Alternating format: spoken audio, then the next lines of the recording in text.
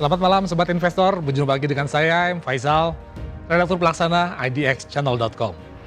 Ya Sobat Investor, bagaimana kabar Anda di hari ini? Bagaimana pula kinerja portofolio Anda? Di tengah pergerakan indeks harga saham gabungan atau IHSG yang serba terbatas, seiring dengan maraknya aksi wait and see dari para pelaku pasar, menyikapi silang sengkarut sentimen yang terjadi di pasar. Mulai dari aksi tunggu investor terhadap risalah The Fed, yang tentu akan berimbas pada arah perkembangan suku bunga acuan, serta dinamika perseteruan di Selat Hormuz, di mana aksi saling serang kembali terjadi, yang berpotensi kembali mendongkrak harga sejumlah komoditas global. Lalu, dengan kondisi pasar yang demikian, kiranya isu dan sentimen apa saja yang menurut Anda menarik dan penting untuk dicermati, sebagai bahan pertimbangan dalam menata strategi investasi selanjutnya. Namun demikian, di luar isu dan sentimen, izinkan kami dari tim redaksi IDX Channel membawakan 5 berita terpopuler dan paling diminati di sepanjang Jumat 10 Juli 2026 oleh para pembaca idxchannel.com, termasuk juga Anda, para pembaca setiap portal ekonomi, bisnis, dan pasar modal terpercaya IDX Channel. Sobat investor, berikut ini berita pertama. BI bakal hapus 3 kriteria di papan pemantauan khusus dan atur ulang batas ARB ARA. Ya, membuka program Top 5 edisi malam hari ini, kabar utama datang dari regulator sekaligus operator pasar modal nasional, yaitu Bursa Efek Indonesia atau BEI, yang dilaporkan tengah mengkaji sejumlah kebijakan baru terkait mekanisme perdagangan di pasar modal domestik. Minat pembaca setia IDX Channel terhadap kabar dari BEI tersebut rupanya begitu besar, yang terlihat dari kembali masuknya berita ini dalam daftar berita terpopuler IDX Channel dalam 2 hari berturut-turut. Hal ini tentu menunjukkan bahwa trafik keterbacaan atas berita ini masih demikian tinggi, hingga menginjak hari kedua pasca diterbitkan. Terkait proses pengkajian itu sendiri, sejumlah poin disebut masuk dalam bahasan, mulai dari wacana penghapusan 3 kriteria papan pemantauan khusus, mengubah ketentuan auto rejection atas dan auto rejection bawah atau ARB, ARA, serta penerapan non-cancellation period pada papan pemantauan khusus.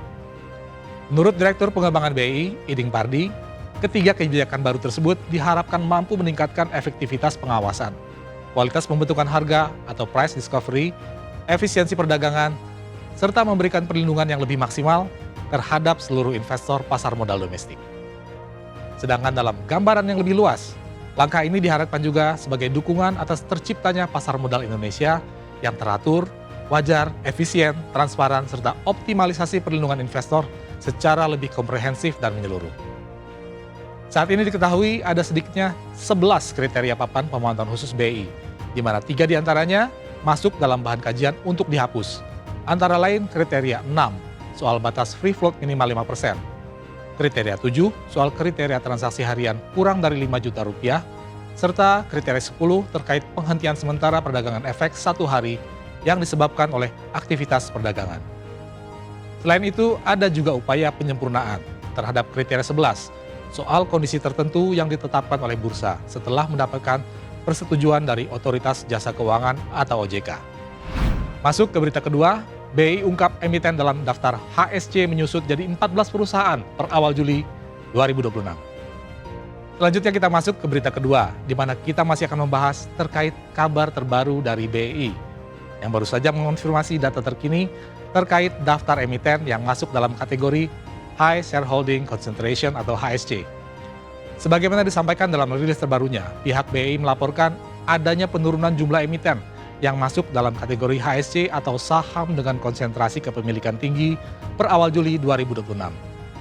Sebagaimana diketahui, daftar HSC sendiri sejauh ini telah menjadi salah satu instrumen otoritas bursa dalam reformasi integritas pasar modal nasional.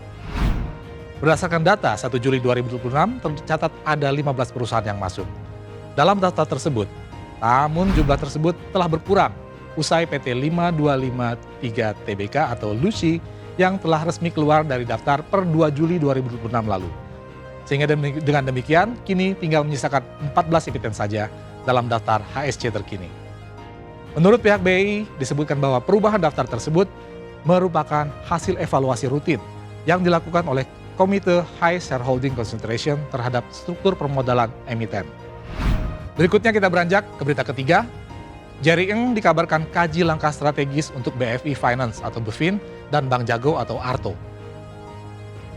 Usai membahas terkait kabar terbaru dari BEI, kini kita beralih pada info terkait rencana pengembangan bisnis emiten. Di mana Taipan senior di bidang perbankan, Jerry Ng, dikabarkan tengah mengkaji sejumlah opsi strategis atas investasinya di PT BFI Finance Indonesia Tbk atau BFIN dan juga PT Bank Jago Tbk atau ARTO. Dalam kabar yang beredar tersebut, salah satu kajian yang masuk dalam pertimbangan Jerry termasuk diantaranya potensi penggabungan atau merger antar dua perusahaan yang diyakini berpotensi membentuk entitas bisnis baru dengan kapitalisasi pasar hingga 25 triliun rupiah. Selain opsi merger disebutkan juga bahwa sejumlah bank asing yang tertarik untuk memperluas bisnisnya ke Indonesia dikabarkan turut berminat terhadap BFI Finance maupun Bank Jago. Namun demikian, di antara sejumlah opsi yang muncul dalam kajian disebutkan bahwa belum ada kecenderungan opsi mana yang bakal diambil atau diprioritaskan, termasuk juga keputusan final yang ditentukan. Sebagaimana disampaikan oleh Bloomberg pada Kamis 9 Juli 2026, proses kajian tersebut juga melibatkan Goldman Sachs Group sebagai penasehat keuangan. Berikutnya kita akan masuk pada berita keempat. Pabrik Karawang jadi titik balik INKP, bisnis kemasan siap jadi mesin pertumbuhan. Berikutnya dari kabar terbaru terkait bisnis perbankan, kita kembali beranjak ke informasi terkini yang datang dari PT Indah Kiat Pulp and Paper Tbk atau INKP yang disebut tengah memasuki fase transformasi penting yang dapat mengurangi ketergantungan perseroan terhadap siklus harga pulp. Proses transformasi tersebut dilakukan melalui pemaksimalan kinerja pabrik baru milik perseroan di Karawang yang diperkirakan bakal didorong sebagai penggerak utama perubahan dengan mendorong bisnis kemasan menjadi kontributor terbesar pendapatan dalam beberapa tahun ke depan. Sebagaimana disampaikan oleh Mirai Aset Sekuritas dalam risetnya yang terbit pada Rabu 8 Juli 2026, proyek pabrik Indah Kiat Karawang atau IKK senilai sekitar 3 miliar dolar AS bakal mengubah profil bisnis INKP dari produsen pulp yang sangat dipengaruhi siklus komoditas menjadi pemain kemasan dengan margin yang lebih tinggi. Pabrik tersebut bakal menambah kapasitas produksi kemasan hingga 3,9 juta ton dengan tahap pertama mencapai 2,4 juta ton.